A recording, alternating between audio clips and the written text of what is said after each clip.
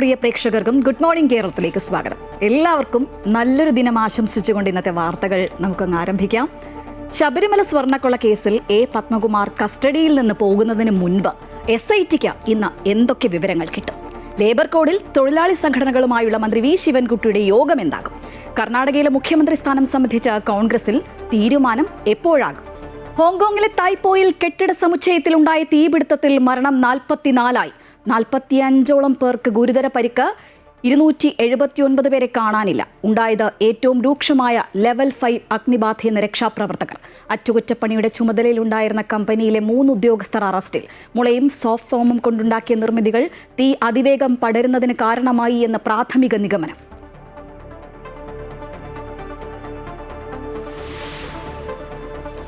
അമേരിക്കയിൽ അതീവ സുരക്ഷാ മേഖലയായ വൈറ്റ് ഹൌസിന് സമീപം വെടിവയ്പ്.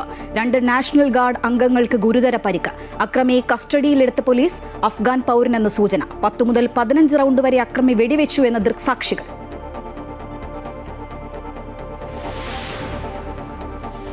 ശബരിമല സ്വർണ്ണക്കൊള്ള കേസിൽ തന്ത്രി കണ്ഠരര് രാജീവർക്ക് വിനയായി എ പത്മകുമാറിന്റെ മൊഴി. ഉണ്ണികൃഷ്ണൻ പോറ്റിയുമായി തന്ത്രിക്ക് അടുത്ത ബന്ധം. SIT കസ്റ്റഡിയിലുള്ള പത്മകുമാറിനെ ഇന്ന് കൊല്ലം വിജിലൻസ് കോടതിയിൽ ഹാജരാക്കും.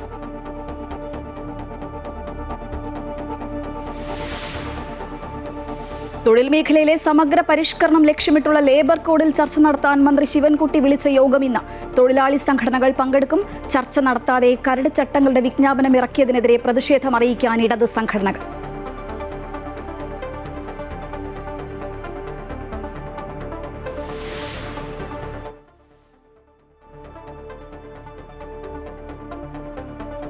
സദ്ഗുരു ശ്രീ മാതാ അമൃതാനന്ദമയി ദേവിയുടെ യൂറോപ്യൻ പര്യടനത്തിന് നെതർലൻഡ്സിൽ ശുഭപര്യവസാനം. 40 ദിവസത്തെ യാത്രയിൽ അമ്മ ദർശനം നൽകിയത് 10 നഗരങ്ങളിൽ. അമ്മ ഇന്ന് അമൃതപുരിയിലെത്തും.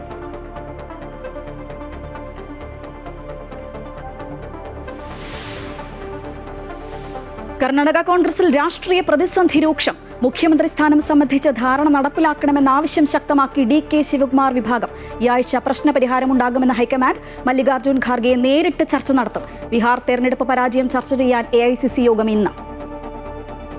ഒരു ദുരന്ത വാർത്തയിലേക്കാണ് നമ്മൾ ആദ്യം പോകുന്നത്. ഹോങ്കോങ്ങിലെ വടക്കൻ തായ്പേയിൽ കെട്ടിട സമുച്ചയത്തിലുണ്ടായ തീപിടുത്തത്തിൽ മരിച്ചവരുടെ എണ്ണം 44ആയിരിക്കുകയാണ്. 279 പേരെ കാണാതായിട്ടുണ്ട്. മരിച്ചവരിൽ ഒരു അഗ്നിശമന സേനാംഗവും ഉൾപ്പെടുന്നു. സംഭവവുമായി ബന്ധപ്പെട്ട 3 പേരെന്തായാലും അറസ്റ്റിലായിട്ടുണ്ട്. നിരവധി പേർ ഇപ്പോഴും കുടുങ്ങിക്കിടക്കുന്നു എന്നാണ് ലഭിക്കുന്ന വിവരം. രക്ഷാപ്രവർത്തനം പുരോഗമിക്കുകയാണ്.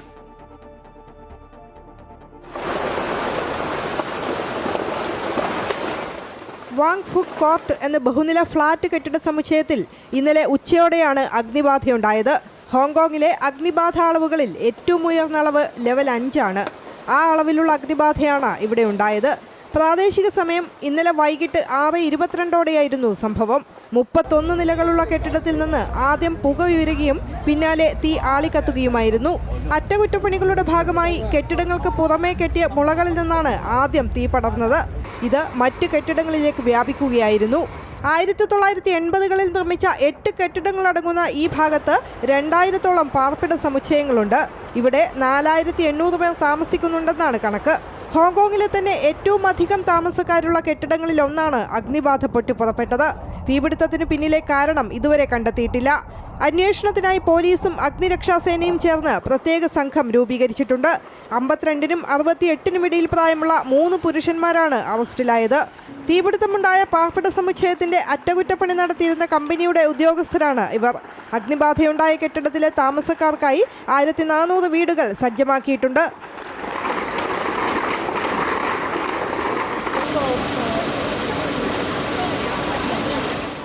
News desk Amrita news. അമേരിക്കയിൽ അതീവ സുരക്ഷാ മേഖലയായ വൈറ്റ് ഹൌസിന് സമീപം വെടിവയ്പുണ്ടായിരിക്കുകയാണ്. 2 നാഷണൽ ഗാർഡ് അംഗങ്ങൾക്ക് ഗുരുതരമായി പരിക്ക് സംഭവിച്ചിട്ടുണ്ട്. അക്രമിയെ കസ്റ്റഡിയിൽ എടുത്തിട്ടുണ്ട്. എന്തായാലും പോലീസ് വിവരങ്ങളുമായി ന്യൂസ് ഡെസ്കിൽ നിന്ന് ഗോപിക ചേരുകയാണ്. ഗോപിക, എന്താണ് പ്രകോപന കാരണം? ഈ അക്രമിയെക്കുറിച്ചുള്ള കൂടുതൽ വിവരങ്ങൾ പുറത്തു വന്നിട്ടുണ്ടോ? ശ്രീജ, ഇന്ത്യൻ സമയം രാത്രി 1 മണിക്കാണ് ഈ ഒരു ആക്രമണം സംഭവിക്കുന്നത്. അതായത് വൈറ്റ് ഹൗസിന് സമീപമുള്ള 17th സ്ട്രീറ്റിലാണ് ഈ ആക്രമണം നടക്കുന്നത്. അവിടെ സുരക്ഷാ ചുമതലയിൽ ഉണ്ടായിരുന്ന 2 നാഷണൽ ഗാർഡിന്റെ ഉദ്യോഗസ്ഥർക്കാണ് പരിക്ക് പറ്റിയിട്ടുള്ളത്.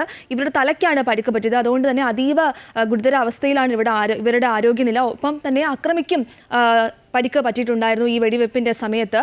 അക്രമിയെ ഇപ്പോൾ പോലീസ് പിടികൂടിയിട്ടുണ്ട്. അക്രമി ആരാന്ന് തിരിച്ചറിഞ്ഞിട്ടുണ്ട്. അഫ്ഗാൻ സ്വദേശിയാണ് അക്രമി. അയാളുടെ പേര് റഹ്മാനുള്ള ലക്കൻവാൾ എന്ന 29-കാരനാണ് അക്രമി. 2021 മുതൽ അമേരിക്കയിൽ താമസിക്കുന്ന ഒരു വ്യക്തിയാണ് ഇയാൾ എന്ന് പറയുന്നത്.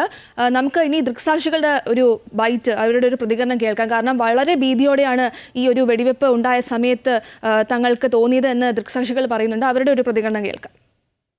I heard boom, boom 2 times. And then the Uber driver said, "Why are all these people running?" So then I look out the window and it's little children, adults running. Children on both sides of the street running in the opposite direction. The supervision is saying to the children, "Go, go, run." And then I heard help, help in the direction of the shooting. ഈ പ്രതികരണത്തിൽ നിന്ന് തന്നെ നമുക്ക് മനസ്സിലാക്കാൻ സാധിക്കും, വളരെ ഒരു ശബ്ദമാണ് കേട്ടത്. ആ ശബ്ദം കേട്ടപ്പോൾ തന്നെ ഉദ്യോഗസ്ഥർ പറയുന്നുണ്ട് അവിടെ അങ്ങോട്ടും ഇങ്ങോട്ടും നീങ്ങുക, അങ്ങനെ ആളുകൾ ചിന്നിച്ചിതറി ഓടുന്ന ഒരു അവസ്ഥയാണ് അവിടെ ഉണ്ടായിരുന്നത് എന്നാണ് ഇപ്പോൾ ആ പ്രതികരണത്തിൽ നിന്ന് നമുക്ക് മനസ്സിലാക്കാൻ സാധിക്കുന്നത്. നമുക്കറിയാം, വൈറ്റ് ഹൗസ് എന്ന് പറയുന്നത് US പ്രസിഡന്റ് ഡൊണാൾഡ് ട്രംപിന്റെ ഔദ്യോഗിക വസതിയാണ്, അതീവ സുരക്ഷാ മേഖലയാണ്. എങ്ങനെയാണ് ഈ പ്രതി ആ ഒരു മേഖലയിലേക്ക് കടന്നത് എന്നതിനെക്കുറിച്ച് അറിയേണ്ടതുണ്ട്. അതിനെക്കുറിച്ച് അറിയണമെങ്കിൽ ഇയാളെ ഒന്ന് ചോദ്യം ചെയ്യേണ്ടതുണ്ട്. എന്തായാലും ഈ അപകടവുമായി ബന്ധപ്പെട്ട് 500 ഉദ്യോഗസ്ഥരെ കൂടി വിന്യസിക്കാൻ വേണ്ടി ഡൊണാൾഡ് ട്രംപ് ആഹ്വാനം ചെയ്തിട്ടുണ്ട്. ഈ ഒരു ഏറ്റവും ശ്രദ്ധിക്കേണ്ട ഒരു കാര്യം, ഈ ഒരു ആക്രമണ സമയത്ത് ട്രംപ് അവിടെ ഉണ്ടായിരുന്നില്ല. അദ്ദേഹം ഫ്ലോറിഡയിൽ ഒരു പരിപാടിയിൽ പങ്കെടുത്തുകൊണ്ടിരിക്കുകയായിരുന്നു. ഈ ആക്രമണത്തിന്റെ ഒരു സാഹചര്യത്തിൽ അദ്ദേഹം ഒരു ട്വീറ്റ് ഇട്ടിട്ടുണ്ട്. The animal that shot the 2 national guardsmen will pay a very steep price. കനത്ത വില തന്നെ നൽകേണ്ടി വരുമെന്നാണ് ഡൊണാൾഡ് ട്രംപ് പറഞ്ഞിട്ടുള്ളത്. എന്തായാലും ഈ ഒരു പ്രതിയെ വിശദമായി ചോദ്യം ചെയ്താൽ മാത്രമേ ഒറ്റയ്ക്കാണോ നീക്കം, അതോ ഇതിന്റെ പിന്നിൽ ഒരു സംഘം തന്നെ ഉണ്ടോ എന്നുള്ള കാര്യം അറിയാൻ പറ്റൂ. എന്തായാലും ഇപ്പോൾ കനത്ത സുരക്ഷയാണ് വൈറ്റ് ഹൗസിന് സമീപം ഒരുക്കിയിട്ടുള്ളത്. ശരി ഗോപിക, എന്തായാലും അമേരിക്കയിൽ അതീവ സുരക്ഷാ മേഖലയായ വൈറ്റ് ഹൗസിന് സമീപമാണ് ഈ ഒരു വെടിവയ്പ് ഉണ്ടായത് എന്നുള്ളതാണ് എടുത്തു പറയേണ്ടത്. 2 നാഷണൽ ഗാർഡ് അംഗങ്ങൾക്കടക്കം ഗുരുതര പരിക്ക് സംഭവിച്ചിട്ടുണ്ട്. അക്രമിയെക്കുറിച്ചുള്ള വിവരങ്ങൾ പുറത്തു വരുന്നുണ്ട്. അഫ്ഗാൻ പൗരൻ എന്നുള്ളൊരു വിവരമാണ് ഇപ്പോൾ പുറത്തു വരുന്നത്. എന്തായാലും 10 മുതൽ 15 റൗണ്ട് വരെ അക്രമി വെടിവെച്ചു എന്നുള്ളത് ദൃക്സാക്ഷികളും പറയുന്നു. വിവരങ്ങളുമായി ഒപ്പം ചേരുകയായിരുന്നു ന്യൂസ് ഡെസ്കിൽ നിന്ന് ഗോപിക. കർണാടകയിലേക്കാണ് നമ്മൾ പോകുന്നത്. കർണാടക കോൺഗ്രസിൽ രാഷ്ട്രീയ പ്രതിസന്ധി വളരെ രൂക്ഷമാണ്. മുഖ്യമന്ത്രി സ്ഥാനം സംബന്ധിച്ച ധാരണ നടപ്പിലാക്കണമെന്ന ആവശ്യം ശക്തമാക്കുകയാണ് DK ശിവകുമാർ അനുകൂലികൾ.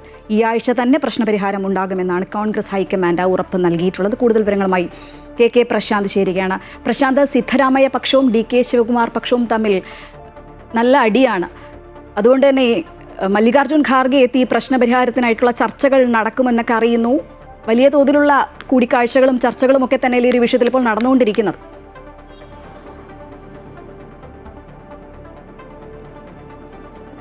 ശ്രീജ, തീർച്ചയായും കർണാടകയെ സംബന്ധിച്ച് കോൺഗ്രസ് വലിയ പോരാട്ടം നടത്തി അധികാരം പിടിച്ച സംസ്ഥാനമാണ്. ആ സംസ്ഥാനത്താണ് ഇത്തരത്തിലൊരു വലിയ തർക്കത്തിലേക്കും മറ്റു പടലപ്പിണക്കങ്ങളിലേക്കും കാര്യങ്ങൾ പോയി നിൽക്കുന്നത്. BJP പടിപടിയായി ശക്തി വീണ്ടും വർദ്ധിപ്പിച്ചുകൊണ്ടിരിക്കുകയാണ് കർണാടകയിൽ. ആ ഒരു സാഹചര്യത്തിൽ ഈ പ്രശ്നങ്ങൾ വളരെ പെട്ടെന്ന് പരിഹരിക്കുക എന്നുള്ളതാണ് പ്രധാനപ്പെട്ട കാര്യം. ഇപ്പോൾ സിദ്ധരാമയ്യ ഭരണം മുന്നോട്ട് കൊണ്ടുപോകുന്നു. നേരത്തെ ഉണ്ടായിരുന്ന ധാരണ പ്രകാരം, ആ ധാരണ പരസ്യധാരണയല്ല, പാർട്ടിക്കകത്തുണ്ടായിരുന്ന ചർച്ചകളുടെ അടിസ്ഥാനത്തിൽ എടുത്ത തീരുമാനമാണ്. 2023 മെയ്യിലാണ് അത് സംബന്ധിച്ച തീരുമാനങ്ങൾ എടുക്കുന്നത്. ആ തീരുമാനത്തിന്റെ അടിസ്ഥാനം എന്ന് പറയുന്നത് അധികാരത്തിലേക്ക് എത്തുമ്പോൾ സ്വാഭാവികമായും 2.5 വർഷം ശിവകുമാറും 2.5 വർഷം അതുപോലെ തന്നെ സിദ്ധരാമയ്യയും എന്നുള്ളതായിരുന്നു. ആദ്യ ടേം തന്നെ വേണം എന്നൊരു ആവശ്യം DK ശിവകുമാറും അദ്ദേഹത്തോട് അനുകൂലിക്കുന്ന MLA മാർ മുന്നോട്ട് വെച്ചു. പക്ഷേ മുതിർന്ന നേതാവ് എന്ന നിലയിൽ സിദ്ധരാമയ്യക്ക് ആദ്യം പദവി നൽകാം എന്നുള്ളതായിരുന്നു അന്നത്തെ ധാരണ. അതിന്റെ അടിസ്ഥാനത്തിലാണ് സിദ്ധരാമയ്യ കർണാടക മുഖ്യമന്ത്രിയായത്.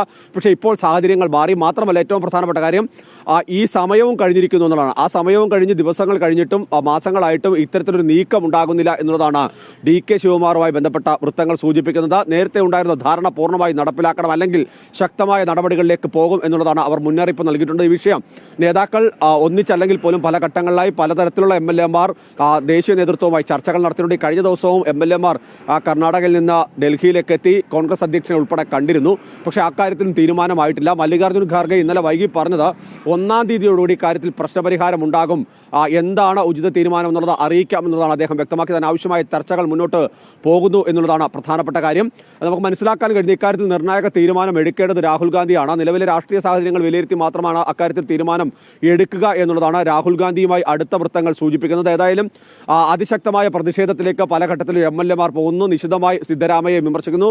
അതേസമയം തന്നെ സർക്കാരിന്റെ സംവിധാനങ്ങളുമായി ബന്ധപ്പെട്ട യാതൊരു തരത്തിലുള്ള പരാതിയും ജനങ്ങൾക്കില്ല. അങ്ങനെ ഒരു സാഹചര്യത്തിൽ എന്തിനാണ് പുതിയൊരു മാറ്റത്തിലേക്ക് പോകുന്നത് എന്നുള്ളതാണ് സിദ്ധരാമയ്യക്കൊപ്പം നിൽക്കുന്ന MLA-മാർ ചോദിക്കുന്നത്. ഏതായാലും രണ്ട് തട്ടിലേക്ക് MLA-മാർ മാറിയിട്ടുണ്ട്. ഇതോടുകൂടി തന്നെ ഭരണ പ്രതിസന്ധി രൂക്ഷമാണ് എന്നുള്ളതാണ് BJP-യും മറ്റ് ഘടകകക്ഷികളുമെല്ലാം തന്നെ ആരോപിക്കുന്നത്. ശക്തമായ പ്രതിഷേധം ഉയർത്തുമെന്ന് അവർ വ്യക്തമാക്കിയിട്ടുണ്ട്. സംസ്ഥാനത്തെ ഭരണത്തെ സാരമായി ബാധിക്കുന്ന തരത്തിലേക്ക് നേതൃത്വത്തിലെ ഇത്തരത്തിലുള്ള തർക്കങ്ങൾ മാറിയിട്ടുണ്ട് എന്ന് തന്നെയാണ് അവർ ആരോപിക്കുന്നത്. അതുകൊണ്ട് തന്നെ അങ്ങനെയുള്ള പ്രതിസന്ധി, അതായത് ഈ MLA-മാർക്കിടയിലുള്ള തർക്കം പരിഹരിക്കണം, ഒപ്പം തന്നെ അത് വേഗത്തിൽ പരിഹരിക്കുകയും വേണം. അല്ലെങ്കിൽ BJP കുറെ കൂടി ശക്തമായ പ്രതിഷേധവും ഒക്കെ തന്നെ വലിയ ആരോപണങ്ങളൊക്കെ ഉയർത്താനുള്ള ഒരു സാധ്യതയുണ്ട്. അതുകൊണ്ട് തന്നെയാണ് തിടുക്കപ്പെട്ട ഡൽഹി കേന്ദ്രീകരിച്ച് ഒരു ചർച്ച മുന്നോട്ട് പോകുന്നത്. ശ്രീജ, ഇത് ബീഹാറിലെ കാര്യം കൂടി ചോദിക്കാനുണ്ട്. നമുക്കറിയാം വലിയൊരു തോൽവിയാണ് അവിടെ കോൺഗ്രസിനുണ്ടായത്. NDA സർക്കാർ അധികാരം ഏറ്റെടുത്ത് കഴിഞ്ഞു, അവിടെ മന്ത്രിസഭ സത്യപ്രതിജ്ഞ ചെയ്ത് അധികാരമേറ്റ് കഴിഞ്ഞു. പക്ഷേ ഇപ്പോഴും എന്തുകൊണ്ടാണ് തോറ്റത് എന്നുള്ളൊരു കാര്യം ഇപ്പോഴും കണ്ടെത്താൻ കോൺഗ്രസിനായിട്ടില്ല. ഇന്ന് AICC യോഗം ചേരുന്നു എന്നുള്ളതാണ് അറിയാൻ കഴിയുന്നത്. വിവരങ്ങൾ എന്തൊക്കെയാണ്? ശ്രീജ, ബീഹാറിനെ സംബന്ധിച്ച് ഒരുപക്ഷെ കോൺഗ്രസും മഹാസഖ്യവും വലിയ പ്രതീക്ഷ ഒരു ഘട്ടത്തിൽ വെച്ച സംസ്ഥാനമാണ്. ആ വോട്ടർ അധികാര യാത്രയും അതുപോലെ തന്നെ ബീഹാർ അധികാര യാത്രയും ഒക്കെ രണ്ട് നേതാക്കൾ തേജസ്വിയും രാഹുലും ഒക്കെ നടത്തി ഒന്നിച്ച് വലിയ തരത്തിലുള്ള പോരാട്ടങ്ങളൊക്കെ കൊണ്ടുവരികയൊക്കെ ചെയ്തു. പക്ഷെ അതൊന്നും തന്നെ തുടക്കത്തിലുണ്ടായ ഒരു മേൽക്കോയ്മ പിന്നീട് നിലനിർത്താൻ കഴിയുന്ന സഖ്യത്തിലെ പാളിച്ചകളൊക്കെ തന്നെ അതിൽ തിരിച്ചടിയാകുകയൊക്കെ ചെയ്തു.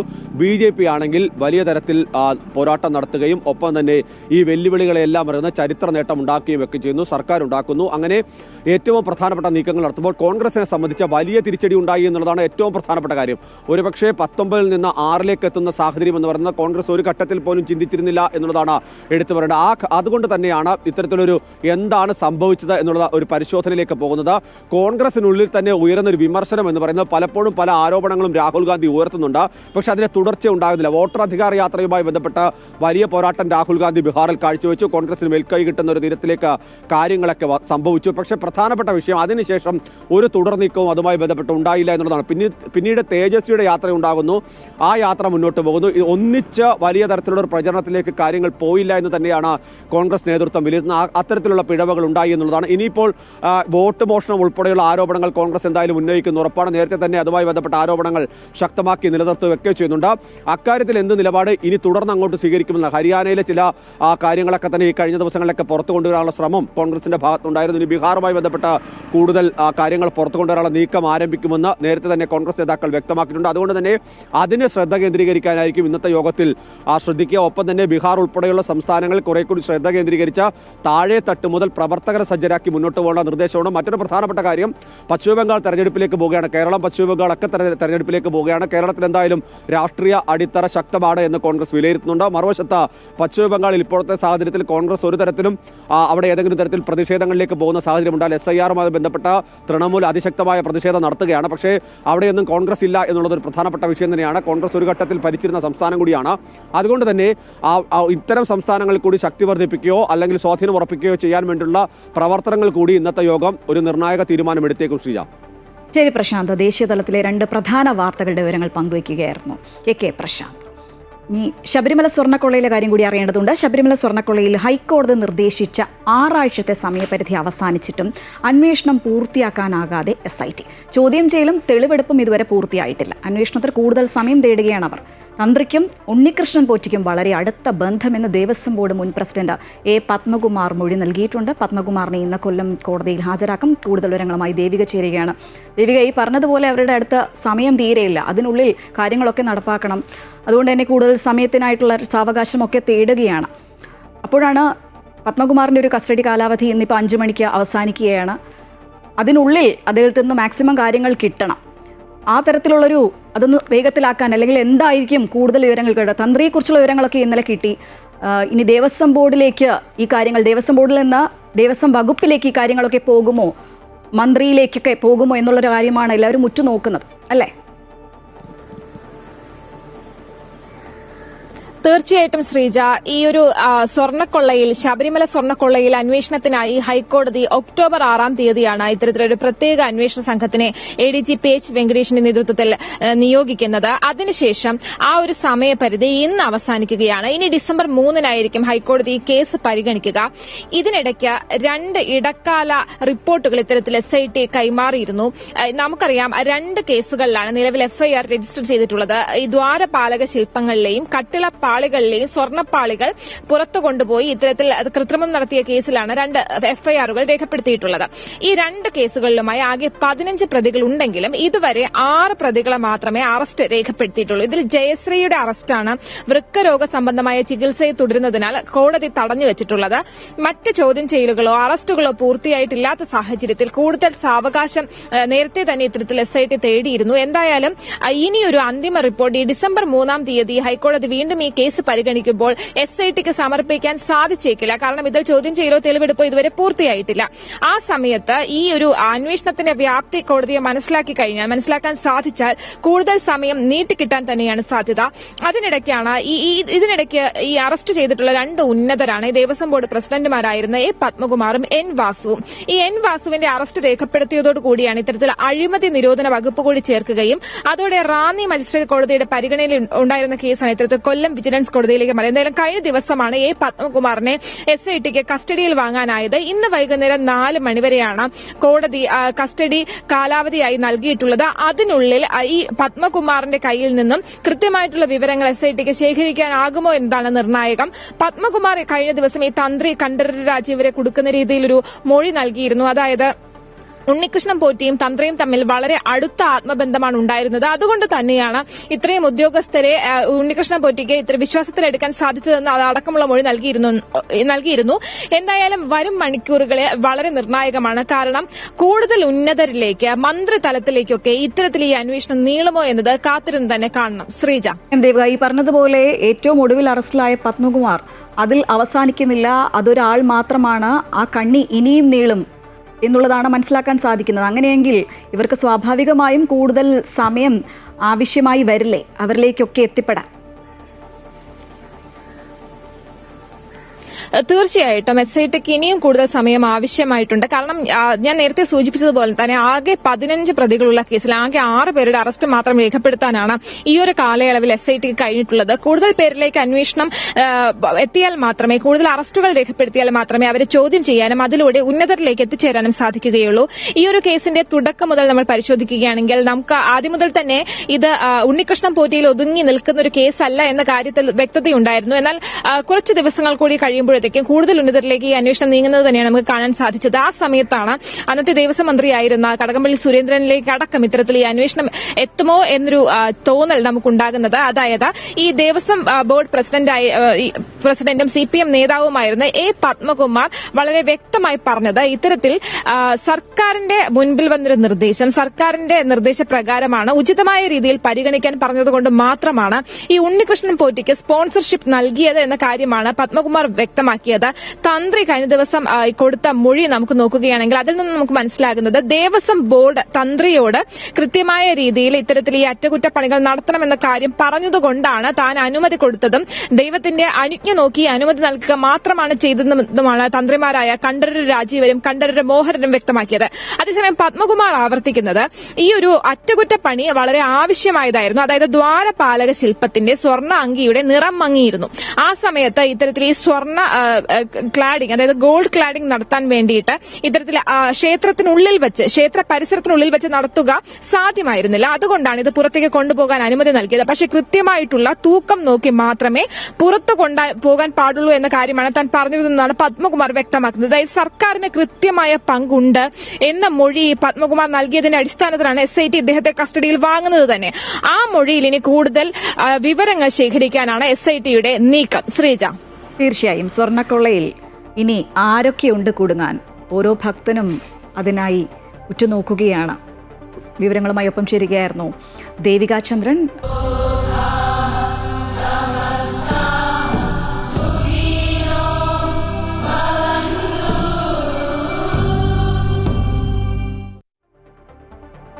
സദ്ഗുരു ശ്രീമാതാ അമൃതാനന്ദമയി ദേവിയുടെ 40 ദിവസത്തെ യൂറോപ്യൻ പര്യടനത്തിന് നെതർലൻഡ്സിൽ ശുഭപര്യവസാനം. യൂറോപ്പിനെ സ്നേഹാലിംഗനം ചെയ്ത 10 നഗരങ്ങളിൽ സന്ദർശനം നടത്തിയ അമ്മ ഇനി അമൃതപുരിയിലേക്ക് മടങ്ങും.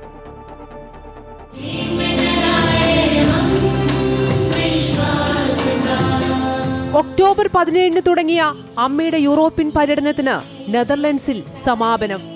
ലണ്ടനിലെ 3 ദിവസത്തെ പരിപാടിക്ക് ശേഷം നെതർലൻഡ്സിലെ റിച്ച്വൈക്കിലുള്ള ഡീപ് റൂട്ട് ഫാബ്രിക് എക്സ്പോ സെന്ററിൽ എത്തിച്ചേർന്ന അമ്മയെ ഭക്തർ ആചാരപൂർവ്വം വരവേറ്റു. പര്യടനത്തിന്റെ സമാപന പരിപാടിയായതിനാൽ യൂറോപ്പിന്റെ വിവിധ ഭാഗങ്ങളിൽ നിന്നുള്ള ആയിരക്കണക്കിന് ഭക്തർ നെതർലൻഡ്സിലെ ദ്വിദിന പരിപാടിയിൽ പങ്കെടുക്കാൻ എത്തിച്ചേർന്നു.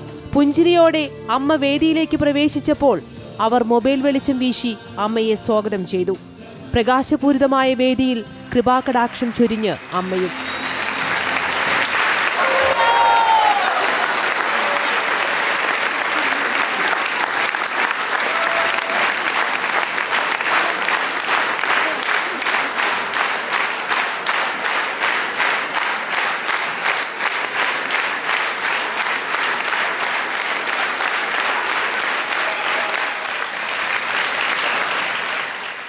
റിച്ച്ബോയ്ക്ക് മേയർ ഹുരി ഷാഹിൻ, നെതർലൻഡ്സിലെ Indian ambassador Kumar Tuhin, senator Aarti Ramsodit എന്നിവർ അമ്മയെ ഹാരാർപ്പണം ചെയ്തു.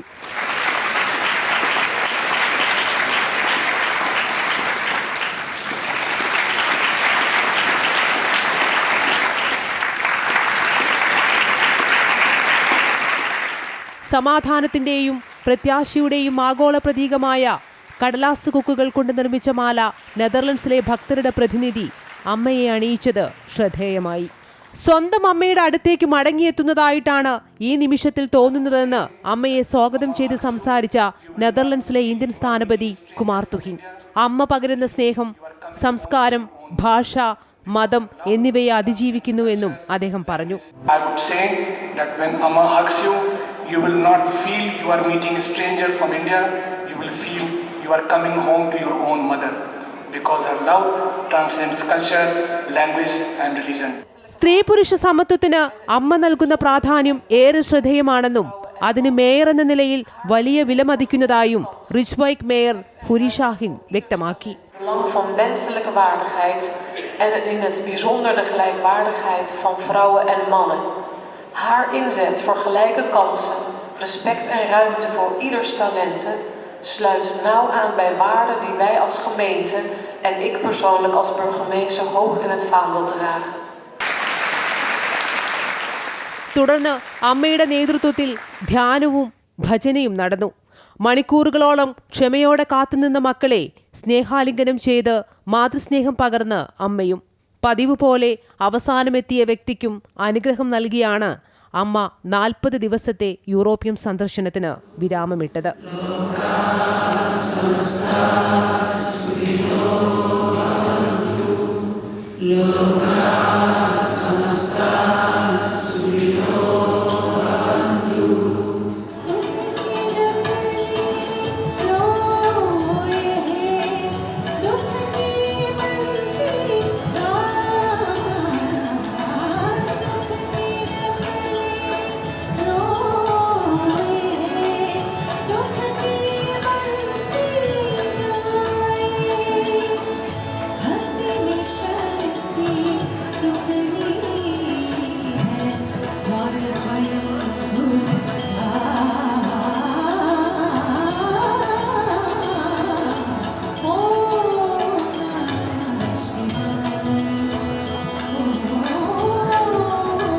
News desk Amrita TV.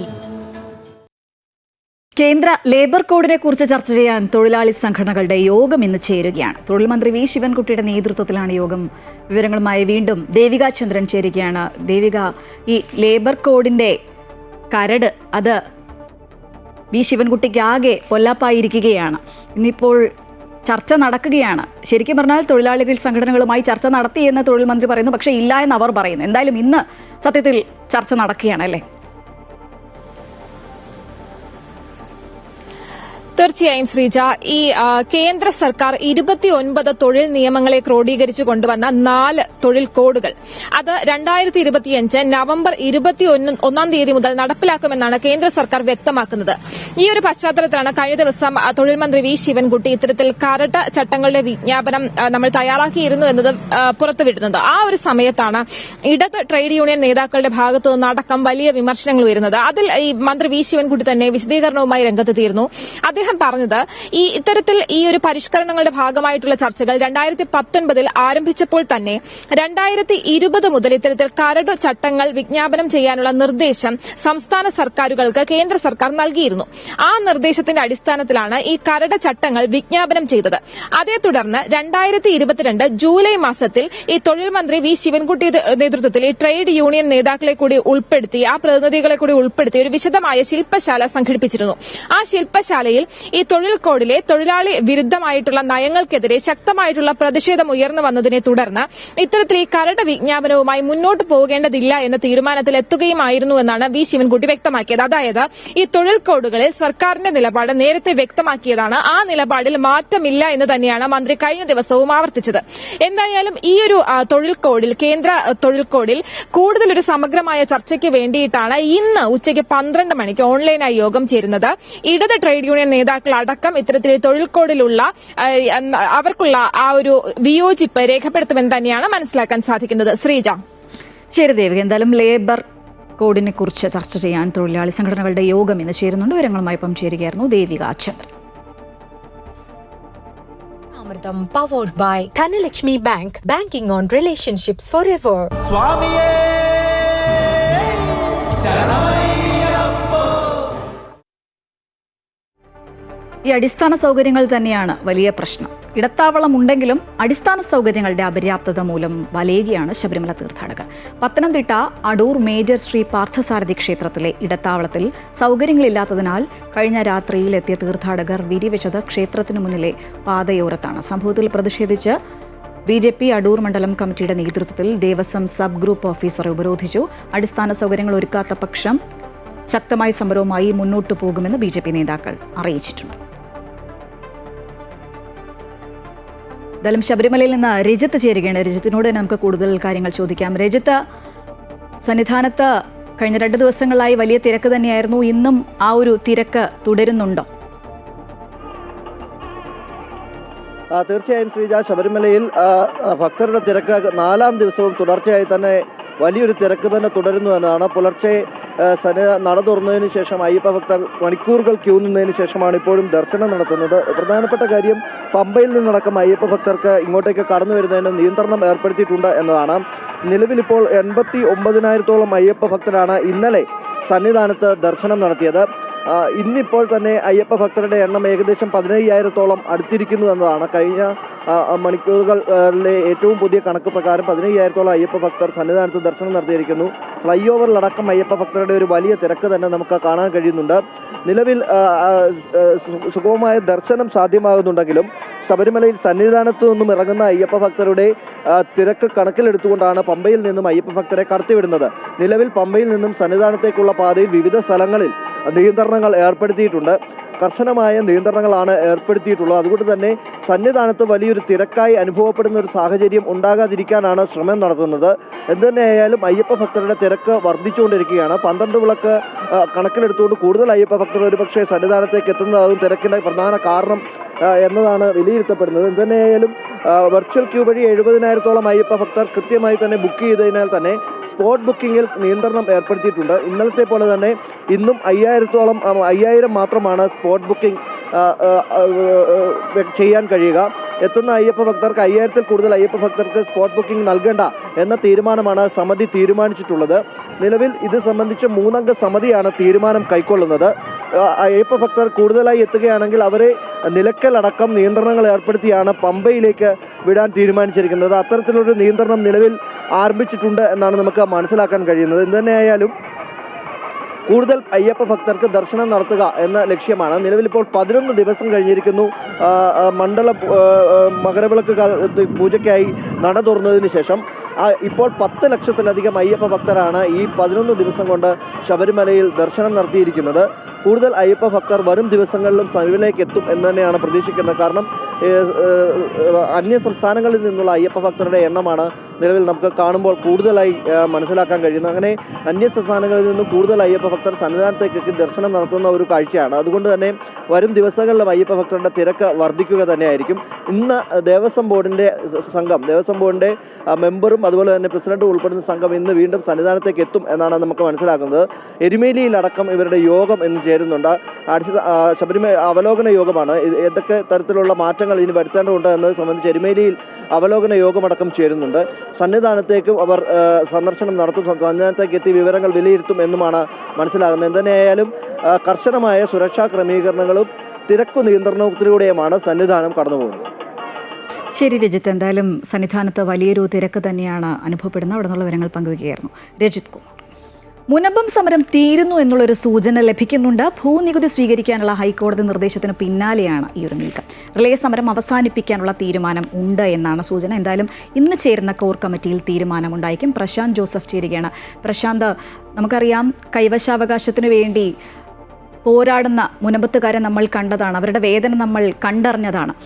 ഒരു ഹൈക്കോടതി ഇടപെടൽ വന്നതോടുകൂടി, ഒരു വിധി വന്നതോടുകൂടി ഒരു താൽക്കാലിക ആശ്വാസം അവർക്കുണ്ടായിരിക്കുന്നു. എന്തായാലും ഇതോടുകൂടി സമരം തീരുമെന്നുള്ളൊരു വാർത്ത ഇപ്പോൾ വരുന്നു. എന്തൊക്കെയാണ് കൂടുതൽ വിവരങ്ങൾ? ശ്രീജ, തീർച്ചയായും മുനമ്പം നിവാസികളുടെ വലിയൊരു ആവശ്യത്തിന് പരിഹാരമാകുന്ന രീതിയിലാണ്, അല്ലെങ്കിൽ ഒരു താൽക്കാലിക ആശ്വാസമാണ് ഹൈക്കോടതിയുടെ ഈ ഇടക്കാല ഉത്തരവിലൂടെ ഉണ്ടായിരുന്നത്.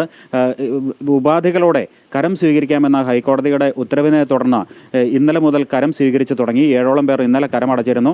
ഇന്നും കൂടുതൽ പേർ കരമടയ്ക്കാൻ എത്തുമെന്നാണ് സമരസമിതി അറിയിച്ചിരിക്കുന്നത്. കുഴിപ്പള്ളി വില്ലേജിലാണ് കരമടയ്ക്കുന്നത്. അപ്പോൾ ഇന്ന് കൂടുതൽ പേർ കരമടയ്ക്കാൻ എത്തുകയും ചെയ്യുന്ന സാഹചര്യത്തിൽ ഇവിടെ ഇപ്പോൾ സമരസമിതിയുടെ നേതൃത്വത്തിൽ നടത്തി വന്നിരുന്ന നിരാഹാര സമരം അവസാനിപ്പിക്കുന്നതിനെക്കുറിച്ചാണ് സമരസമിതി ആലോചിക്കുന്നത്. ഇതിനായി ഇന്ന് കോർ കമ്മിറ്റി ചേരും. അതിനുശേഷം കോർ കമ്മിറ്റി ഈ വിഷയം വിശദമായി ചർച്ച ചെയ്ത ശേഷം വിവിധ സമുദായ സംഘടനകൾ, വിവിധ സമുദായങ്ങൾ ഉള്ള ഒരു മേഖലയാണ് ഈ പ്രദേശത്തെ ഈ പ്രശ്നബാധിതരായ വിവിധ സമുദായങ്ങളുടെ സംഘടന നേതാക്കളുമായി പിന്നീട് ചർച്ച നടത്തും. അത് നാളെയോ അല്ലെങ്കിൽ വരുന്ന ദിവസങ്ങളിലോ ആയിരിക്കും ഉണ്ടാവുക.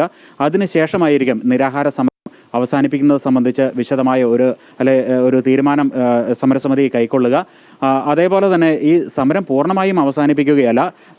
ഈ വിഷയത്തിൽ, ഈ മുനമ്പം വിഷയത്തിൽ ശാശ്വതമായ ഒരു വിധി ഉണ്ടാകുന്നതുവരെ, അല്ലെങ്കിൽ ഒരു തീരുമാനം ഉണ്ടാകുന്നതുവരെ സമരം തുടരുമെന്ന് തന്നെയാണ് സമരസമിതി കൺവീനർ കൂടിയായ ജോസഫ് ബെന്നി നമ്മളോട് പങ്കുവച്ചിരിക്കുന്നത്.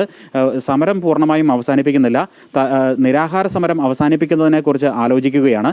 ഇത് കോർ കമ്മിറ്റി ചർച്ച ചെയ്ത ശേഷം ഈ വിവിധ സമുദായ സംഘടനകൾ, ധീവര, കത്തോലിക്ക അടക്കം വിവിധ ഈ പ്രശ്നബാധിതരായ വിവിധ സമുദായ സംഘടനകളുടെ നേതൃത്വങ്ങളുമായി കൂടി ആലോചിച്ച ശേഷമായിരിക്കും ഈ കാര്യത്തിൽ തീരുമാനമുണ്ടാവുക.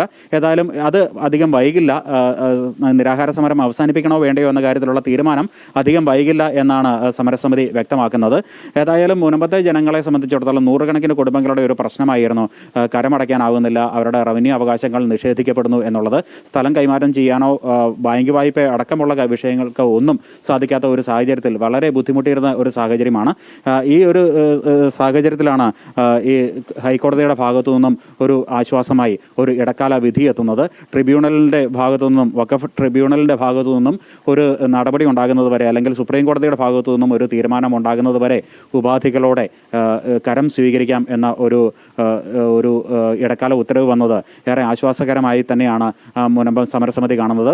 ഒപ്പം വിവിധ രാഷ്ട്രീയ സംഘടനകളും ഇതിനെ സ്വാഗതം ചെയ്ത് രംഗത്തെത്തിയിരുന്നു. ഇന്നലെ കേരള കോൺഗ്രസ് എം അടക്കം ഈ ഹൈക്കോടതിയുടെ ഭാഗത്തു നിന്നുള്ള ഇടക്കാല ഉത്തരവിനെ സ്വാഗതം ചെയ്ത് രംഗത്തെത്തിയിരുന്നു. സമരസമിതിയും വലിയ ആശ്വാസമായി തന്നെ ഇതിനെ കാണുകയാണ്. ഏതായാലും ഇന്ന് കോർ കമ്മിറ്റി ചേർന്ന സമരസമിതി നിരാഹാര സമരം അവസാനിപ്പിക്കുന്നതിനെക്കുറിച്ച് ആലോചിക്കും. തുടർന്ന് സമുദായ സംഘടനകളുമായി ആലോചിച്ച ശേഷം തീരുമാനമെടുക്കുമെന്നാണ് നമുക്ക് വ്യക്തമായിട്ടുള്ളത്. ശ്രീജ, എന്തായാലും അന്തിമ വിധി വരും വരെ കരം സ്വീകരിക്കാമെന്നായിരുന്നു ഹൈക്കോടതി വിധി. എന്തായാലും മുനമ്പത്തുകാർക്ക് അത് നൽകിയൊരു ആശ്വാസം ചെറുതല്ല. അതിനെ തുടർന്ന് ഈ സമരം തീരും എന്നുള്ള സൂചനകൾ വരുന്നു. പക്ഷേ അതിൽ പ്രശാന്ത് ഒരു വ്യക്തത വരുത്തുകയാണ്. നിരാഹാര സമരമാണ് അവരിപ്പോൾ നിർത്താൻ ആലോചിക്കുന്നത്. പൂർണ്ണമായും സമരം അവസാനിപ്പിച്ചിട്ടില്ല എന്നുള്ളൊരു വിവരമാണ് നമുക്ക് ലഭിക്കുന്നത്. വിവരങ്ങളുമായി ഇപ്പം ചേരുകയായിരുന്നു പ്രശാന്ത് ജോസഫ്. തദ്ദേശ തെരഞ്ഞെടുപ്പ് അംഗം പൊടിപൊടിക്കുകയാണ്. നമുക്ക് എന്തായാലും ആലപ്പുഴയിൽ നിന്ന് തന്നെ തുടങ്ങാം. ആലപ്പുഴ ജില്ലയിൽ തദ്ദേശ തെരഞ്ഞെടുപ്പ് പോരാട്ടത്തിന് ഇക്കുറി വീറും വാശിയുമേറും. നാമനിർദ്ദേശ പത്രിക പിൻവലിക്കാനുള്ള തീയതി അവസാനിച്ചതോടെ മുന്നണികൾ തങ്ങളുടെ തെരഞ്ഞെടുപ്പ് പോരാട്ടം കടുപ്പിച്ചിരിക്കുകയാണ്. പത്രിക പിൻവലിക്കാനുള്ള സമയപരിധി തിങ്കളാഴ്ച അവസാനിച്ചതോടെ ജില്ലയിലെ പോരാട്ട ചിത്രം തെളിഞ്ഞു. ജില്ലയിലെ 1666 സീറ്റ് പിടിക്കാൻ ഔദ്യോഗിക സ്ഥാനാർത്ഥികൾക്ക് പുറമെ വിമതരും അപരരും സ്വതന്ത്രരുമടക്കം 5219 പേരാണ് കച്ചമുറുക്കിയിട്ടുള്ളത്. കഴിഞ്ഞ തവണത്തെക്കാൾ 101 സീറ്റുകളാണ് കൂടിയത്. അതിനാൽ തന്നെ സ്ഥാനാർത്ഥികളുടെ എണ്ണത്തിലും വർധനവുണ്ട്. വാർഡുകളുടെ അതിർത്തി പുനർനിർണയിച്ച ശേഷം പോളിംഗ് ബൂത്തുകളും പുനഃക്രമീകരിച്ചു. തദ്ദേശ തെരഞ്ഞെടുപ്പിൽ ജില്ലയിൽ കഴിഞ്ഞ തവണ നേട്ടമുണ്ടാക്കിയത് LDF ആയിരുന്നു. 72 ഗ്രാമപഞ്ചായത്തുകളിൽ 51 ഇടത്താണ് ഇടതുപക്ഷം ജയിച്ചത്. പിന്നീട് 2 ഇടത്ത് കൂടി അധികാരം പിടിച്ചു. ഇതോടെ നേട്ടം 53 ആയി. തുടക്കത്തിൽ 17 പഞ്ചായത്തിൽ ഭൂരിപക്ഷം നേടിയ UDFന് ഇപ്പോൾ 14 ഇടത്ത് മാത്രമാണ് ഭരണം. NDA 3 ഇടത്ത് ഭൂരിപക്ഷം നേടി. 12 ബ്ലോക്ക് പഞ്ചായത്തുകളിൽ 11 ഇടതിനൊപ്പമാണ്. ചമ്പക്കുളം ബ്ലോക്ക് പഞ്ചായത്ത് മാത്രമാണ് UDFനുള്ളത്. 158 ബ്ലോക്ക് ഡിവിഷനുകൾ ഇക്കുറി 170 ഉയർന്നു. ജില്ലാ പഞ്ചായത്തിലും ഇടത് തേരോട്ടമാണ്. 23 ഡിവിഷനിൽ 21 ഇടതാണ്. ഇക്കുറി ഡിവിഷനുകൾ 24 ഉയർന്നു. 6 നഗരസഭകളിൽ 3 ഇടത്ത് LDFും 2 ഇടത്ത് UDFനുമായിരുന്നു ഭൂരിപക്ഷം. മാവേലിക്കരയിൽ 3 മുന്നണികളും 3 വീതം സീറ്റ് നേടി ഒപ്പത്തിനൊപ്പമായി. 6 നഗരസഭകളിലുമായി 215 വാർഡുകൾ ഉണ്ടായിരുന്നത് 219 ഉയർന്നു. അതിനാൽ തന്നെ പുതിയ വാർഡുകൾ ഭരണം തീരുമാനിക്കുന്നതിൽ നിർണായകമാകും. വിമതരുടെ എണ്ണം കൂടിയതും ഇക്കുറി മുന്നണികൾക്ക് തലവേദനയാണ്. ഇതിനെല്ലാം പുറമെ അന്തിമ വോട്ടർ പട്ടികയുമായി ബന്ധപ്പെട്ട് ഇപ്പോഴും ആരോപണ പ്രത്യാരോപണങ്ങൾ കൂടി അരങ്ങ് തകർക്കുമ്പോൾ ഓരോ പാർട്ടികൾക്കും നിർണായകമാണ് ഈ തിരഞ്ഞെടുപ്പ്. അമൃത ന്യൂസ്, ആലപ്പുഴ. ഈ തെരഞ്ഞെടുപ്പ് പ്രചരണമൊക്കെ ഇങ്ങനെ ഒരറ്റത്തൂടെ നടക്കുകയാണ്. പക്ഷേ വിമതർ തന്നെയാണ് വലിയൊരു പ്രശ്നമായിട്ട് അങ്ങനെ നിൽക്കുന്നത്. തദ്ദേശ തെരഞ്ഞെടുപ്പിൽ മത്സരിക്കുന്ന വിമതരെ രാഷ്ട്രീയ പാർട്ടികളൊക്കെ പുറത്താക്കി. പക്ഷേ എന്നാലും വാശിയോടെ തന്നെ ഇവർ കളത്തിലുണ്ട്. തിരുവനന്തപുരം കോർപ്പറേഷനിൽ LDFനും UDFനും വിമതരുള്ളൊരു വാർഡാണ് ഉള്ളൂർ. ഇവിടുത്തെ NDA സ്ഥാനാർത്ഥിയാകട്ടെ 45 വർഷത്തെ CPM CITU സംഘടനാ പ്രവർത്തനം ഉപേക്ഷിച്ച് കഴിഞ്ഞ വർഷമാണ് BJPയിൽ ചേർന്നത്. തലസ്ഥാനത്ത് കോർപ്പറേഷനിൽ പലയിടത്തും വിമതർ വീറോടെ തന്നെ രംഗത്തുണ്ട്. പാർട്ടികൾ പുറത്താക്കിയാലും സ്വതന്ത്ര സ്ഥാനാർത്ഥികളായി നിന്നാണ് തങ്ങളുടെ പ്രതിഷേധം ഇവർ രേഖപ്പെടുത്തുന്നത്. ഉള്ളൂർ വാർഡിൽ CPMനും കോൺഗ്രസിനും ഔദ്യോഗിക സ്ഥാനാർത്ഥികൾക്ക് വിമതറുണ്ട്. ജനറൽ വാർഡാകുമ്പോൾ UDFും വനിതാ വാർഡാകുമ്പോൾ LDFുമാണ് പൊതുവെ വാർഡിൽ ജയിക്കാറുള്ളത്. ഇക്കുറി ജനറൽ വാർഡായ ഉള്ളൂരിൽ LDF സ്ഥാനാർത്ഥി S ലിജുവാണ്. എൻ്റെ അച്ഛനെന്ന് വെച്ച് കഴിഞ്ഞാൽ പഴയ പാർട്ടിക്കാരനാണ്. പഴയ ലോക്കൽ കമ്മിറ്റി മെമ്പറായിരുന്നതാണ്. അച്ഛന് അറസ്റ്റ് വെട്ടിയിട്ടുണ്ട്. അങ്ങനെ ഞങ്ങൾ പല യാതനകളും അനുഭവിച്ച് വന്ന ഒരു പാർട്ടി കുടുംബമാണ് ഞാൻ. അപ്പം അതിൽ നിന്നാണ് ഇവർ എല്ലാം പല ഘടകങ്ങൾ നോക്കിയാണല്ലോ പാർട്ടി സീറ്റ് തരുന്നതും. ഇവിടെ CPM വിമതനായി മത്സരിക്കുന്നത് ദേശാഭിമാനി മുൻ ബ്യൂറോ ചീഫും ലോക്കൽ കമ്മിറ്റി അംഗവുമായ K ശ്രീകണ്ഠനാണ്. വാശിയേറിയ പോരാട്ടമാണ് നടക്കുന്നത്. ഞങ്ങൾ വീടുകൾ തോറും കയറി ഇറങ്ങി ഉള്ള പ്രചരണമാണ് നടത്തുന്നത്. പിന്നെ ചുവരെഴുത്തില്ല, ബോർഡും പോസ്റ്ററും ഒക്കെ ഒട്ടിച്ചു കഴിഞ്ഞു. ഇന്നലെയാണ് നമ്മുടെ ചിഹ്നം ലഭിച്ചത്. നാളെ മുതൽ അഭ്യർത്ഥന വിതരണം ആരംഭിക്കും. ഏതാണ്ട് പകുതിയിൽ കൂടുതൽ വീടുകൾ കയറി വോട്ടർമാരെ നേരിട്ട് കണ്ട് അവരോട് കാര്യം പറഞ്ഞു പോകുന്ന രീതിയാണ് സ്വീകരിച്ചിരിക്കുന്നത്. ആൾക്കൂട്ടമല്ല. എന്നാൽ UDFന്റെ ഔദ്യോഗിക സ്ഥാനാർത്ഥിയാകട്ടെ മുൻ കൗൺസിലർ ജോൺസൺ ജോസഫാണ്. 6 തവണ UDF കൗൺസിലറായി മത്സരിച്ചിട്ടുള്ള ജോൺസൺ ജോസഫ് 7ാം തവണയാണ് അംഗത്തിനിറങ്ങുന്നത്. DCC വൈസ് പ്രസിഡന്റാണ് ഇദ്ദേഹം. പുതിയ തലമുറ വന്നോട്ടെ, ഞാൻ മാറിക്കൊടുക്കാം. മത്സരിക്കാൻ വേണ്ട ആള് ഇവിടെ പുതിയ തലമുറയിൽ മത്സരിക്കാനായിട്ട് ആരെങ്കിലും വന്നിട്ടുണ്ടെങ്കിൽ മത്സരിക്കാം. അവന് പാർട്ടിയായി ബന്ധമില്ലല്ലോ. ഒരു വിമതനെന്ന് പറഞ്ഞപ്പോൾ ഈ കോൺഗ്രസുമായി ബന്ധമില്ലാത്തവൻ അല്ലേ? പാർട്ടിക്കാരനല്ലല്ലോ. ഇദ്ദേഹം ബ്ലോക്ക് സെക്രട്ടറിയാണ്. ഇദ്ദേഹം വന്നാൽ ഞാൻ മാറിക്കൊടുക്കാം. ഇവിടെ വിമതനായി മത്സരിക്കുന്നത് കോൺഗ്രസിന്റെ ബ്ലോക്ക് നിർവാഹക സമിതി അംഗവും ബൂത്ത് പ്രസിഡന്റുമായ ജോൺസൺ ആണ്. ഞങ്ങൾ കുറച്ച് ചെറുപ്പക്കാർ ഇതിലുണ്ടായിരുന്നു. പാർട്ടിയിൽ പ്രവർത്തിച്ചുകൊണ്ടിരിക്കുന്ന കുറച്ച് ചെറുപ്പക്കാരുണ്ട്. അപ്പം ഞങ്ങൾക്ക് ആർക്കെങ്കിലും ഒരാൾക്ക് ഈ പ്രാവശ്യം സീറ്റ് തരണമെന്നാണ് ഞങ്ങൾ ആവശ്യപ്പെട്ടിരുന്നത്. പക്ഷേ പൂർണ്ണമായിട്ടും അത് പാർട്ടി തള്ളിക്കളയായിരുന്നു. കാരണം സ്ഥിരം ഇവിടെ നിൽക്കുന്ന ഒരാൾക്ക് തന്നെ സീറ്റ് കൊടുത്തുകൊണ്ടേയിരിക്കുന്നു. അവരൊന്നും മാറ്റി ചിന്തിക്കുക പോലും ചെയ്യുന്നില്ല. അതുകൊണ്ട് ഒരു പ്രതിഷേധമെന്ന രീതിയിലാണ് ഞാനിപ്പോൾ സ്വന്തം സ്ഥാനാർത്ഥിയായിട്ട് ഇറങ്ങിയത്. അതേസമയം NDA സ്ഥാനാർത്ഥിയാകട്ടെ 45 വർഷത്തെ CPM CITU ബന്ധമുപേക്ഷിച്ച് BMS വഴി BJPയിലെത്തിയ S അനിൽകുമാർ എന്ന കുട്ടപ്പനാണ്. വഞ്ചൂർ ഏരിയ കമ്മിറ്റി അംഗവും CITU സംസ്ഥാന കമ്മിറ്റി അംഗവുമായിരുന്നു. ഉള്ളൂർ ഗ്രാമപഞ്ചായത്ത് വൈസ് പ്രസിഡന്റും ആക്കുളം മെഡിക്കൽ കോളേജ് വാർഡുകളിലെ മുൻ CPM കൗൺസിലർ കൂടിയാണ് ഇദ്ദേഹം. നഗരസഭാ ഭരണവുമായി ബന്ധപ്പെട്ട് പരിചയസമ്പന്നതയുള്ളവരെ സ്ഥാനാർത്ഥിയാക്കുന്നു എന്നതിൻ്റെ ഭാഗമായി 3 വട്ടം ജനപ്രതിനിധിയായിരുന്ന ഒരാളെന്നുള്ള നിലയ്ക്കും ആ പരിചയസമ്പന്നതയും പ്രയോജനപ്പെടുത്തുവാൻ ഈ വാർഡിൽ മത്സരിക്കണമെന്ന് അഭ്യർത്ഥിച്ചു. അതിൻ്റെ ഭാഗമായി ഞാൻ സ്ഥാനാർത്ഥിത്വം സ്വീകരിച്ചു. വിമതർ കടുത്ത ഭീഷണിയാകുന്ന ഉള്ളൂർ വാർഡിൽ ഇക്കുറി തെരഞ്ഞെടുപ്പ് ഫലം പ്രവചനാതീതമാണ്. BJP ഇവിടെ അക്കൗണ്ട് തുറന്നിട്ടില്ലെങ്കിലും CI2വിലെ മുൻ നേതാവിനെ കളത്തിലിറക്കുന്നതിലൂടെ ഏറെ പ്രതീക്ഷയിലാണ് നേതൃത്വം. അതേസമയം വിമതരുടെ ഭീഷണി യാതൊരു തലത്തിലും വില പോകില്ലെന്ന ആത്മവിശ്വാസത്തോടെ തന്നെ ഇടതു വലത് സ്ഥാനാർത്ഥികളും രംഗത്തുണ്ട്. അമൃത ന്യൂസ്, തിരുവനന്തപുരം. വിമത ഭീഷണി വലുതായുള്ള ഉള്ളൂർ മണ്ഡലത്തിൽ നമ്മൾ പരിചയപ്പെട്ടില്ല. എന്തായാലും നമ്മൾ ഇനി പോകുന്നത് കട്ടപ്പന നഗരസഭയിലെ കോൺഗ്രസിന്റെ മുൻ ചെയർപേഴ്സൺ ബീന ജോബിയും ഇത്തവണ വിമത സ്ഥാനാർത്ഥിയായി മത്സര രംഗത്തുണ്ട്. ആ വാർത്തയിലേക്കാണ്. കോൺഗ്രസ് നേതാക്കൾ AI വിഭാഗങ്ങൾക്ക് സീറ്റുകൾ വീതം വച്ചപ്പോൾ അർഹരായവരെ അവഗണിച്ചു എന്നാണ് ഇവരുടെ ആരോപണം. കട്ടപ്പനയുടെ മുൻ ഗ്രാമപഞ്ചായത്ത് അംഗവും നഗരസഭാ കൗൺസിലറുമായിരുന്നു ബീന ജോബി. കോൺഗ്രസിന് തനിച്ച് ഭൂരിപക്ഷമുണ്ടായിരുന്ന നഗരസഭ കഴിഞ്ഞ 5 വർഷത്തിനിടെ 3 ചെയർപേഴ്സൺമാരാണ് ഭരിച്ചത്. ഇതിൽ ആദ്യ 2 വർഷം ബീന ജോബിയായിരുന്നു ചെയർപേഴ്സൺ. ഇത്തവണ നഗരസഭയിൽ 31ാം വാർഡിൽ നിന്ന് മത്സരിക്കാനായിരുന്നു തീരുമാനം. ഇതിന്റെ അടിസ്ഥാനത്തിൽ പ്രവർത്തനങ്ങളും തുടങ്ങി. എന്നാൽ ഈ വാർഡ് UDF നേതൃത്വം കേരള കോൺഗ്രസ് ജോസഫ് വിഭാഗത്തിന് നൽകി. ആ വാർഡിലെ വാർഡ് കമ്മിറ്റി കൂടിയിട്ട് ആ വാർഡ് പ്രസിഡന്റ് അടക്കമുള്ള ആൾക്കാർ ഇവിടെ എൻ്റെ വീട്ടിൽ വന്ന് അവിടുത്തെ കൗൺസിലർ ഉൾപ്പെടെ വന്നുള്ളവർ പറഞ്ഞു, ഞാൻ നോമിനേഷൻ പൂരിപ്പിച്ച പേപ്പറിൽ പോലും വാർഡ് പ്രസിഡന്റാണ് അവിടെ സൈൻ ചെയ്തിരിക്കുന്നത്. അവർ പറഞ്ഞു, ഞങ്ങളുടെ വാർഡിൽ അങ്ങനെ ഒരു മത്സരിക്കാൻ ഒരാളില്ല, അതുകൊണ്ട് ചേച്ചി അവിടെ ഒന്ന് മത്സരിക്കണം, ഞങ്ങൾ ഫുൾ സപ്പോർട്ടുണ്ട്, അപ്പം എല്ലാ കാര്യങ്ങളും മുന്നോട്ട് നല്ല ഒന്നിച്ച് പോകണമെന്നൊക്കെ പറഞ്ഞ് പോയിട്ടുള്ളതാണ്. നമ്മുടെ ഓരോ വാർഡിൻ്റെയും ചർച്ചകൾ നടക്കുന്ന ഇടയ്ക്ക് അവസാനമായിട്ട് അറിഞ്ഞത് ഈ ഗവൺമെൻറ് കോളേജ് വാർഡ് കേരള കോൺഗ്രസിന് കൊടുത്തു, ജോസഫ് ഗ്രൂപ്പിന് കൊടുത്തു എന്നാണ് അറിയാൻ കഴിഞ്ഞത്. കട്ടപ്പന നഗരസഭയിൽ കോൺഗ്രസ് AI വിഭാഗങ്ങൾ സീറ്റുകൾ വീതം വെച്ചതായാണ് ബീന ജോബിയുടെ ആരോപണം. യുവാക്കൾ ഉൾപ്പെടെ അർഹരായ നിരവധി പേർക്ക് സീറ്റ് നിഷേധിച്ചതായും ഇവർ പറയുന്നു. എനിക്ക് തോന്നുന്നു AI ഗ്രൂപ്പിൻ്റെ ഇതുള്ളതുകൊണ്ടായിരിക്കാം, അവരവർക്ക് വേണ്ടി കൈവെക്കാൻ വേണ്ട ആൾക്കാർ വേണമെന്ന ഉദ്ദേശത്തിലായിരിക്കാം അവരവർക്ക് ഇഷ്ടക്കാരെ തന്നെ ഓരോ വാർഡിലും നിയമിക്കുന്നതെന്നാണ് എനിക്ക് തോന്നുന്നത്. കട്ടപ്പന നഗരസഭയിൽ മുൻ ചെയർപേഴ്സൺമാരായ 2 പേർ ഇത്തവണ ജനറൽ സീറ്റുകളിൽ മത്സരിക്കുന്നു. ഈ വാർഡുകളിൽ ഉൾപ്പെടെ 4 കോൺഗ്രസ് സ്ഥാനാർത്ഥികൾക്കെതിരെ വിമതർ രംഗത്തുണ്ട്. അമൃത ന്യൂസ്, ഇടുക്കി. വിപണി വിലയിരുത്തലുമായി ധനകാര്യ ഓഹരി വിദഗ്ധൻ K. ദിലീപ് ചേരുകയാണ്. ശ്രീ ദിലീപ്, ഗുഡ് മോർണിംഗ് കേരളത്തിലേക്ക് സ്വാഗതം. ഇന്ന് വിപണികൾ നമുക്ക് എന്ത് പ്രതീക്ഷിക്കാം? ഇന്നും നേട്ടത്തിൽ തന്നെയായിരിക്കും വ്യാപാരം തുടങ്ങുക. ഇന്നലെ വലിയൊരു നേട്ടത്തിൽ വ്യാപാരം അവസാനിപ്പിച്ചു. US ഫെഡറൽ റിസർവ് അവിടെ ഡിസംബർ മാസത്തിൽ പലിശ നിരക്കുകൾ കുറച്ചേക്കുമെന്നുള്ള ഒരു പ്രതീക്ഷയിലാണ് ഈ ഒരു നേട്ടമുണ്ടായത്.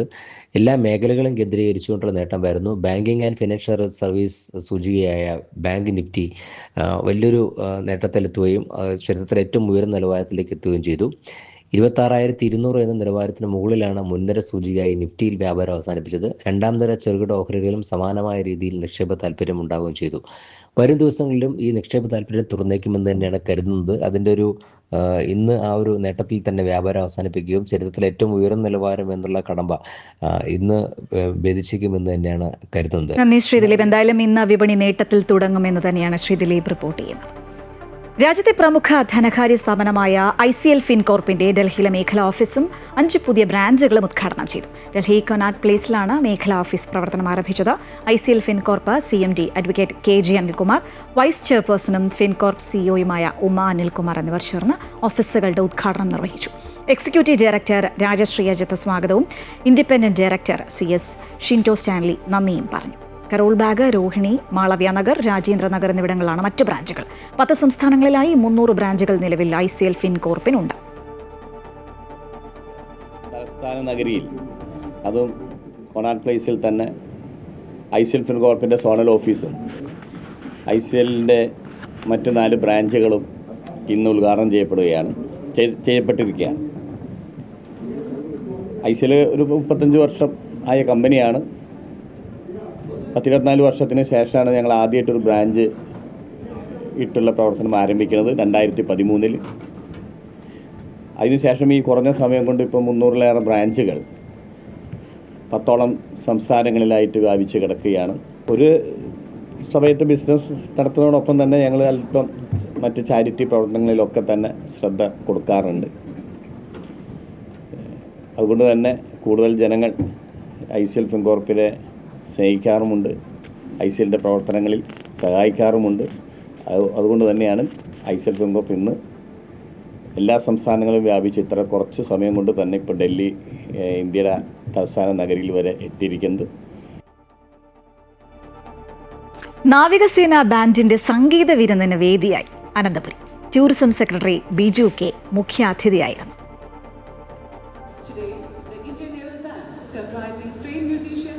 നാവിക ദിനാഘോഷങ്ങളുടെ ഭാഗമായി തിരുവനന്തപുരം നിശാഗന്ധിയിൽ ഇന്ത്യൻ നാവികസേന ബാൻഡ് സംഗീത വിരുന്ന് സംഘടിപ്പിച്ചു. ടൂറിസം സെക്രട്ടറി ബിജു കെ മുഖ്യാതിഥിയായി. സംസ്ഥാന സർക്കാരിൽ നിന്നും സായുധ സേനയിൽ നിന്നും നിരവധി പേർ പങ്കെടുത്തു.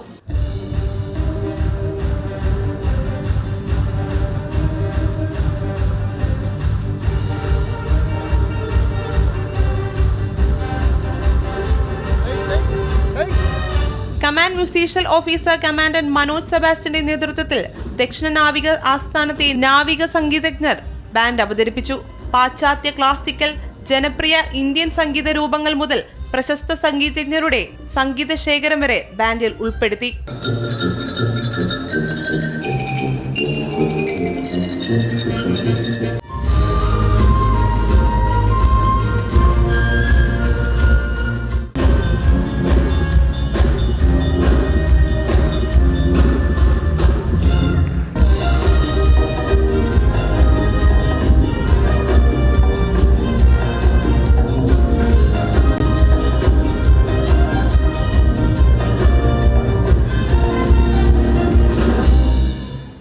ഇന്ത്യൻ നാവികസേനയുടെ ആദ്യ ബാൻഡ് 1945 മുംബൈയിലാണ് കമ്മീഷൻ ചെയ്തത്.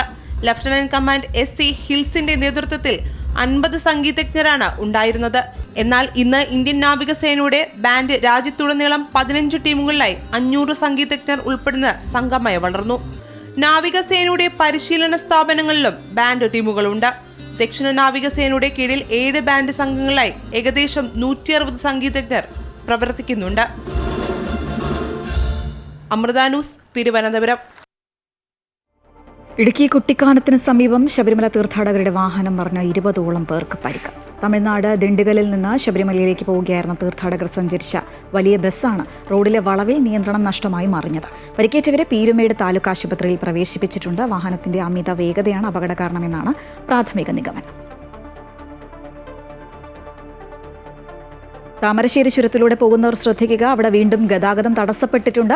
താമരശ്ശേരി ചുരം 9ാം വളവിൽ ടോറസ് ലോറി കുടുങ്ങിയതാണ് ഗതാഗതം ഭാഗികമായി തടസ്സപ്പെടാൻ കാരണം. പുലർച്ചെ 5 മണിയോടെയാണ് സംഭവം. നിലവിൽ വൺ വേ ആയിട്ടാണ് വാഹനങ്ങൾ കടന്നു പോകുന്നത്.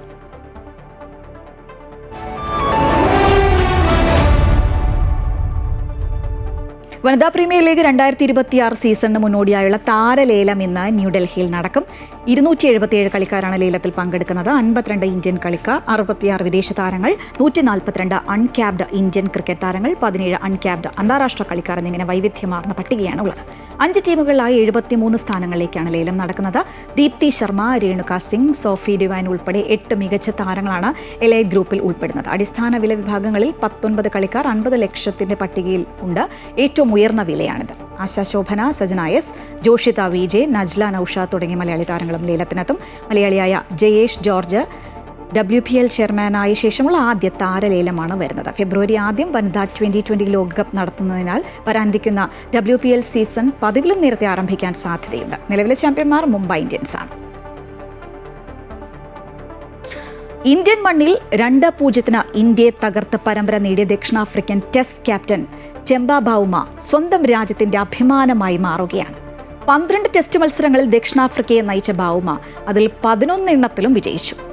ദക്ഷിണാഫ്രിക്കൻ ടെസ്റ്റ് ക്രിക്കറ്റ് ചരിത്രത്തിൽ ഒരു ക്യാപ്റ്റൻ ഏറ്റവും കൂടുതൽ വിജയങ്ങൾ നേടുന്ന റെക്കോർഡ് ഇപ്പോൾ ബൗമയ്ക്കാണ്.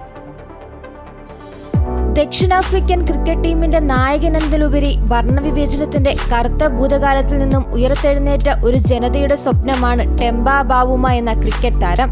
ദക്ഷിണാഫ്രിക്കയിലെ കേപ്പ് ടൗണിലാണ് ടെംബ ബാവുമയുടെ ജനനം. ജോഹാനസ്ബർഗിലെ ഒരു ചേരിയിൽ നിന്ന് വംശീയ പരിഹാസങ്ങളുടെയും സംവരണത്തിന്റെ പേരിൽ അധിക ഭാരം പേറി ബാവുമ നടന്ന വഴികൾ ദക്ഷിണാഫ്രിക്കയുടെ പുതിയ ക്രിക്കറ്റ് ചരിത്രത്തിലെ ഏറ്റവും ശ്രദ്ധേയമായ അധ്യായമാണ്. പ്രോട്ടീസിന്റെ ആദ്യ കറുത്തവർഗക്കാരനായ ക്യാപ്റ്റൻ എന്ന ഖ്യാതിയോടെയും അത്രയുമേറെ വിവാദത്തോടെയും ടീമിന്റെ നായകനായപ്പോൾ ഒരു രാജ്യം തന്നിൽ അർപ്പിച്ച പ്രതീക്ഷയാണ് ഇന്ന് അയാൾ പൂർണ്ണതയിലെത്തിച്ചത്. ഇന്ത്യയെ സ്വന്തം മണ്ണിൽ തകർത്ത് പരമ്പര നേടി കിരീടത്തിന് ഒരു പൊൻതൂവൽ കൂടി ചേർക്കുകയാണ് ബാവുമ. 12 ടെസ്റ്റ് മത്സരങ്ങളിൽ ദക്ഷിണാഫ്രിക്കയെ നയിച്ച ബാവുമ ഇതിൽ 11 എണ്ണത്തിലും വിജയിച്ചു. ഒരു മത്സരം സമനിലയിൽ കലാശിച്ചു.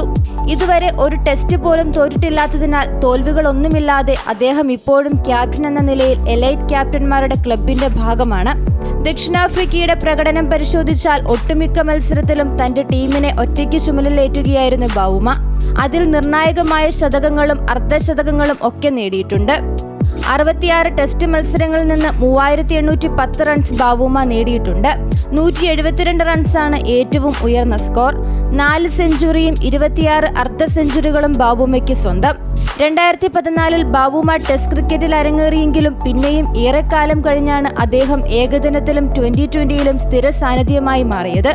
2016 ഇംഗ്ലണ്ടിനെതിരെ ടെസ്റ്റ് സെഞ്ചുറി നേടിയപ്പോൾ ദക്ഷിണാഫ്രിക്കയ്ക്ക് വേണ്ടി ടെസ്റ്റ് സെഞ്ചുറി നേടുന്ന ആദ്യത്തെ കറുത്തവർഗക്കാരനെന്ന നേട്ടവും ബൗമയ്ക്ക് ലഭിച്ചു. അതൊരു ചരിത്ര നേട്ടമായി മാറി. 2021 മുഴുവൻ സമയ ക്യാപ്റ്റൻ സ്ഥാനം ലഭിക്കുന്ന ആദ്യത്തെ കറുത്തവർഗക്കാരനായും അദ്ദേഹം മാറി. അതേസമയം ടെംബ ബവൂമയുടെ ക്യാപ്റ്റൻസി ദക്ഷിണാഫ്രിക്കൻ ക്രിക്കറ്റിന്റെ വെല്ലുവിളികൾ നിറഞ്ഞ കാലഘട്ടത്തിലായിരുന്നു എന്നത് ശ്രദ്ധേയം. ഡീകോക്ക്, AB ഡിവിലിയേഴ്സ് തുടങ്ങിയ പ്രമുഖ താരങ്ങൾ വിരമിച്ചതിന്റെ ശൂന്യതയിൽ ഒരു യുവനിരയെ കെട്ടിപ്പടുക്കേണ്ട ചുമതല അദ്ദേഹത്തിനുണ്ടായിരുന്നു. ആക്രമണോത്സുക ഒരിക്കലും ബവൂമയുടെ ശൈലിയായിരുന്നില്ല, മറിച്ച് സ്ഥിരതയും ശാന്തതയുമായിരുന്നു. ഒരു ക്യാപ്റ്റൻ എന്ന നിലയിൽ അദ്ദേഹം കളിക്കളത്തിൽ എപ്പോഴും സമ്മർദ്ദമില്ലാത്ത ഒരന്തരീക്ഷം സൃഷ്ടിക്കാൻ ശ്രമിച്ചിരുന്നു. വർണ്ണവിവേചനം ഔദ്യോഗികമായി അവസാനിച്ചിട്ടും അതിന്റെ സാമൂഹികവും സാമ്പത്തികവുമായ അവശിഷ്ടങ്ങൾ നിലനിന്നിരുന്ന ഒരു കാലഘട്ടത്തിലായിരുന്നു ബവൂമയുടെ കടന്നുവരവ്. കറുത്ത വർഗ്ഗക്കാർക്ക് മികച്ച വിദ്യാഭ്യാസമോ അടിസ്ഥാന സൗകര്യങ്ങളോ പോലും കിട്ടാക്കനിയായിരുന്ന അന്തരീക്ഷത്തിൽ നിന്നാണ് ബവൂമ എന്ന പ്രതിഭയുടെ ഉദയം. News desk, Amrita TV. ബൗമയുടെ വിശേഷങ്ങളോടെ ഇന്നത്തെ ഗുഡ് മോർണിംഗ് കേരളം പൂർത്തിയാവുകയാണ്. പക്ഷേ വാർത്തകൾ അവസാനിക്കുന്നില്ല. വാർത്തകൾക്കായി കാണുക അമൃത ന്യൂസ് യൂട്യൂബ് ചാനൽ. നമസ്കാരം.